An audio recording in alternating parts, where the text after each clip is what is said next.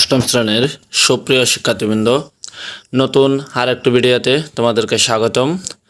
তোমরা ইতিমধ্যে জানতে পেরেছ 15 তারিখ তোমাদের বাংলা বিষয়ে পরীক্ষা অনুষ্ঠিত হবে। তো এখানে তোমাদেরকে একটি নমুনা প্রশ্ন দেওয়া হলো। এখান থেকে তোমাদের 80% প্রশ্ন কমন পড়বে, এইটা তোমরা নিশ্চিন্তে থাকতে পারো। তোমরা খুব ভালো করে প্রস্তুতি নাও আমার এই প্রশ্নটা দেখে, এবং আমার এই চ্যানেলটি অবশ্যই তোমরা সাবস্ক্রাইব করে দিবে পরীক্ষার আগের দিন প্রশ্নপত্র এবং উত্তরপত্র পাওয়ার জন্য। সাবস্ক্রাইব করে রেখো, আবারও তোমাদেরকে বলছি, এবং পাশে আসা বেল আইকনটি বাজিয়ে রেখো পরবর্তী সকল নতুন ভিডিও এবং সকল বিষয়ের প্রশ্নপত্র সবার আগে পাওয়ার জন্য। আর আজকের এই প্রশ্নটি তোমরা দেখো এবং এগুলো বাড়িতে খুব মনোযোগ সহকারে পড়ো। আমরা একটি করে অধ্যায় বুঝিয়ে দেব। এখানে প্রথম অধ্যায় প্রয়োজন বুঝে যোগাযোগ করি। এখানে কিছু একক কাজ তোমাদেরকে দেওয়া হয়েছে। দেখো, মনে করো তুমি তোমার স্কুলের পরিচয়পত্রটি হারিয়ে ফেলেছ। এক্ষেত্রে তুমি কার সাথে কিভাবে যোগাযোগ করবে তার একটি নমুনা তৈরি করো। মানে তোমার পরিচয়পত্রটি তুমি হারিয়ে ফেলছো, এটার জন্য তুমি কাদের সাথে যোগাযোগ করতে পারো সেটা তোমাকে একটা নমুনা তৈরি করার জন্য বলা হয়েছে। 2 নাম্বার যে একক কাজটি রয়েছে, কোনো একটি ঠিকানা তুমি খুঁজে পাচ্ছ না। এখন তুমি অপরিচিত কোনো একজন ব্যক্তির কাছে সাহায্য প্রত্যাশা করছো। সেক্ষেত্রে তোমার এবং তার মধ্যে একটি কথোপকথন তৈরি করো। মানে কি, দুজনে একটি ডায়লগ বলা হয়, যেটাকে ইংরেজিতে মানে আলোচনা কিভাবে করবে, কিভাবে কথা বলবে, ওটা এখানে তৈরি করার জন্য বলা হচ্ছে। 3 নম্বরে স্কুল ক্যাম্পাসে একটি ক্যান্টিন অথবা পাঠাগার অথবা কমন রুম স্থাপনের অনুরোধ জানিয়ে প্রধান শিক্ষকের কাছে একটি পত্র লেখো। মানে কি, একটি আবেদনপত্র। তারপর 4 নম্বর বলা হইতেছে অপারেশন কদমতলী গল্পে কয়টি চরিত্র রয়েছে, এই চরিত্রগুলোর নাম লেখো। তারপরে 5 নম্বরে এ যুদ্ধকে বলে গেরিলা যুদ্ধ, কথাটা কতটুকু প্রাসঙ্গিক ওটা এখানে বিশ্লেষণ করার কথা বলা হয়েছে। আর প্রথম অধ্যায়ের একক কাজ দেওয়া হয়েছে একটি তোমাদেরকে 5টি, এবং দলগত কাজ দেওয়া হয়েছে একটি। দেখো, তোমার নিজের অভিজ্ঞতা থেকে যে কোনো একটি পরিস্থিতির উল্লেখ করো। উক্ত পরিস্থিতিতে তুমি কিভাবে তোমার উদ্দেশ্য ও চিন্তা অনুভূতির প্রকাশ করেছিলে সেটি লেখো। উক্ত পরিস্থিতিতে আর কিভাবে প্রকাশ করলে এই উদ্দেশ্য ও চিন্তা অনুভূতির প্রকাশ আরও ভালোভাবে হতে পারত বলে মনে করো, তা দলগত আলোচনা করো।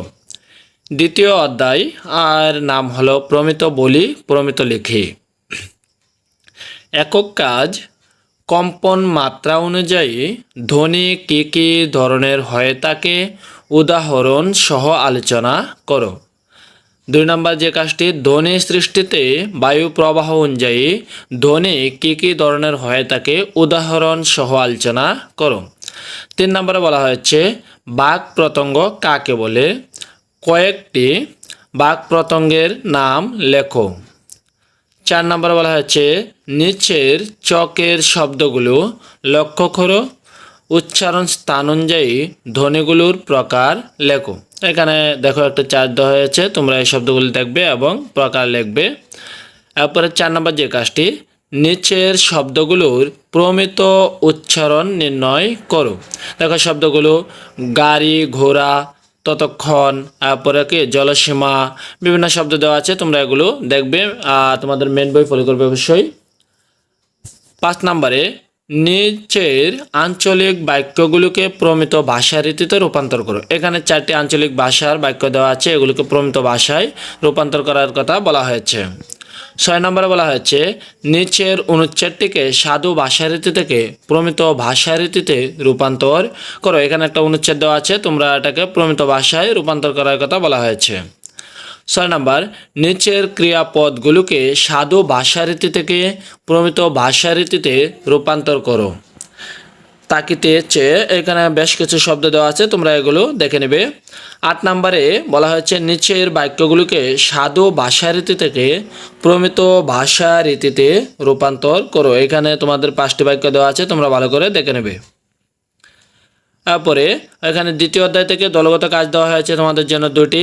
প্রথম 1 নম্বর যে কাজটি দেওয়া হয়েছে, প্রমিত ভাষারীতি বজায় রেখে মহান বিজয় দিবস বিষয়টি নিয়ে একটি উপস্থিত বক্তৃতা তৈরি করো। মানে একটি উপস্থিত বক্তৃতা, এখানে বিষয় হবে মহান বিজয় দিবস।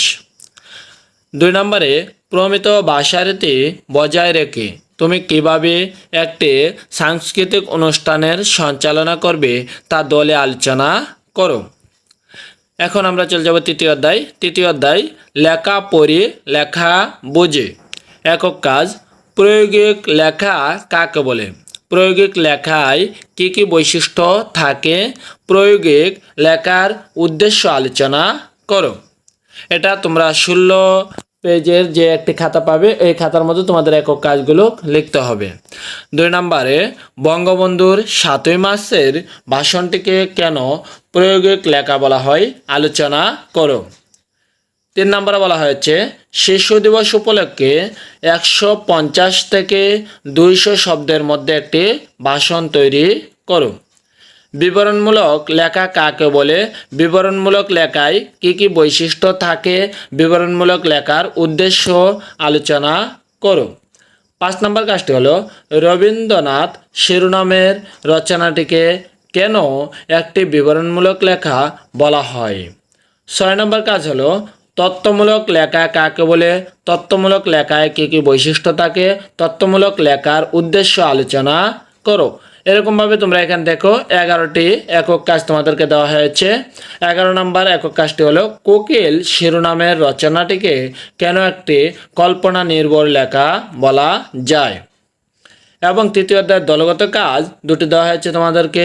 দলগত আলোচনার মাধ্যমে বইমেলা বিষয় নিয়ে একটি তথ্যমূলক রচনা তৈরি করো। 2 নম্বরে দলগত আলোচনার মাধ্যমে যে কোনো বিষয় নিয়ে একটি কল্পনা নির্ভর লেখা তৈরি করো। 4 নম্বর যে অধ্যায় চতুর্থ অধ্যায় শব্দ বুঝি বাক্য লেখে। এটা গুরুত্বপূর্ণ একটি অধ্যায়। এটি মেন বই খুব ভালো করে তোমরা পড়বে এবং এখানে যে কাজগুলো তোমাদেরকে দেওয়া হয়েছে খুব ভালো করে এই কাজগুলো রপ্ত করো।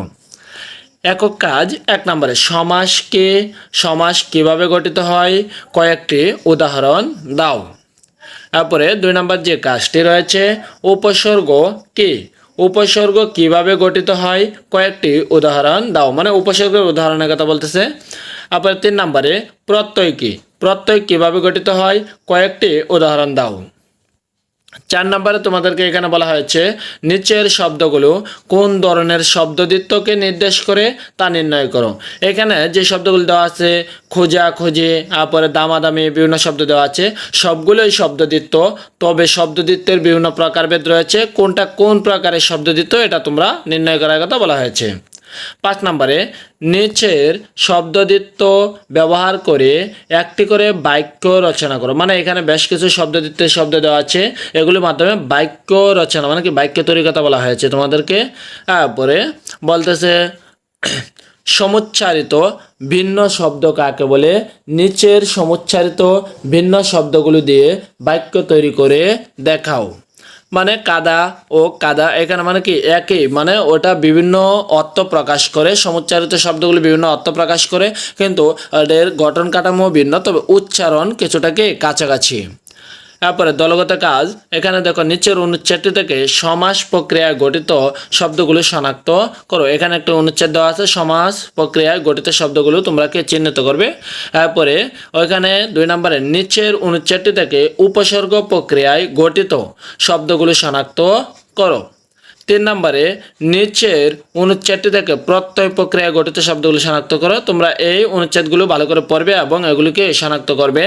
নিচের শব্দগুলো বাংলা অভিধানের বর্ণক্রম অনুযায়ী সাজাও, মানে কি বর্ণক্রম অনুযায়ী এগুলিকে সাজানোর কথা বলা হয়েছে। 5 নম্বরে নিচের অনুচ্ছেদ থেকে ভুল বানানের শব্দগুলো বাছাই করে তার সঠিক রূপ লেখো। এখানে একটু অনুচ্ছেদটি খুব ভালো করে দেখে নাও, ভুল বানান দেওয়া আছে, এগুলো বাছাই করো এবং কি সঠিক রূপ লেখো। তো আশা করি শিক্ষার্থীরা সবাই বুঝতে পেরেছো। তো তোমাদের কাছে একটি রিকোয়েস্ট, আমার এই চ্যানেলটি তোমরা অবশ্যই সাবস্ক্রাইব করে রাখবে। আমার আগে যে চ্যানেলটি ছিল মেথ স্পেশাল কেয়ার, সেটি প্রশ্ন দেওয়ার কারণে ইউটিউব থেকে ডিলিট করে দেওয়া হয়েছে। তো তোমরা আশা করি আমার এই চ্যানেলটির পাশে থাকবে এবং কে অবশ্যই শেষ পর্যন্ত তোমাদের পাশে থাকার চেষ্টা করবো, আমিও তোমাদের সাথে ওয়াদা করলাম। তবে চ্যানেলটি অবশ্যই সাবস্ক্রাইব করে পাশে আসা বেল আইকনটি বাজিয়ে দাও।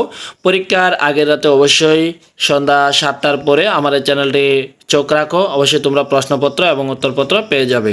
তো সে পর্যন্ত তোমরা ভালো থাকো এবং যে প্রশ্নগুলো তোমাদেরকে দেওয়া হলে এই প্রশ্নগুলো অবশ্যই ভালো করে বাসায় পড়তে থাকো। আল্লাহ হাফেজ।